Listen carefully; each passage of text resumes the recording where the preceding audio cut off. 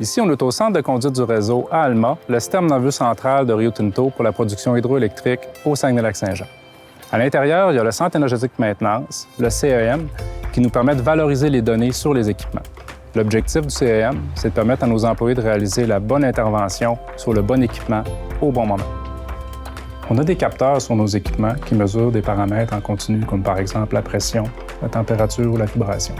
C'est un peu comme les signes vitaux de l'équipement qui nous permettent de connaître son état de santé. La base de tout ça, c'est le travail de nos employés parce que c'est eux qui entretiennent et qui calibrent les capteurs. Ensuite, nos équipes techniques, avec le CEM, créent des outils, des algorithmes pour analyser les données 24 heures sur 24 afin de détecter les premiers symptômes d'une anomalie. Ça peut être très simple, comme par exemple de compter les heures d'opération d'un équipement, ou ça peut être beaucoup plus complexe. Dans ce cas-là, on a besoin d'aide. On l'a fait avec les scientifiques de données et l'équipe informatique pour utiliser des méthodes d'intelligence artificielle. Ultimement, l'étoile, c'est tellement bien connaître l'état de santé de nos équipements qu'on pourrait envoyer nos équipes d'intervention précisément au bon moment. Alors, l'intelligence artificielle est une méthode de plus en plus utilisée pour l'industrie pour faire de la maintenance prédictive. Comme scientifique des données, avec l'équipe d'énergie électrique, on a pu démocratiser ces méthodes au sein de Rio Tinto. Pour un scientifique des données comme moi, c'est très intéressant de voir les algorithmes qu'on travaille appliqués dans un problème de la vie réelle avec un impact sur la fiabilité et gestion des risques des équipements. Les solutions, justement, qu'on déploie sont désignées, sont pensées pour être facilement réplicables d'un endroit à l'autre ou d'une centrale électrique à l'autre dans le cas d'énergie.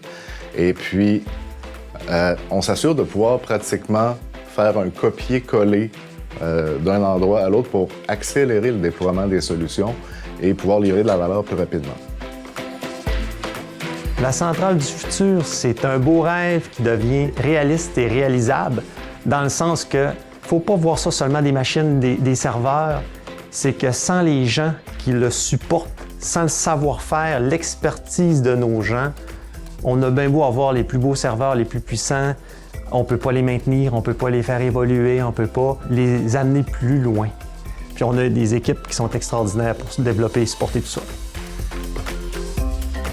Quand on voit ce que Rio Tinto fait dans le domaine de l'énergie, l'hydrologie, on a fait des benchmarks avec Électricité de France, on en fait avec Hydro-Québec, on travaille en collaboration avec eux, on s'échange l'information, on fait des belles choses, puis c'est pas gênant du tout.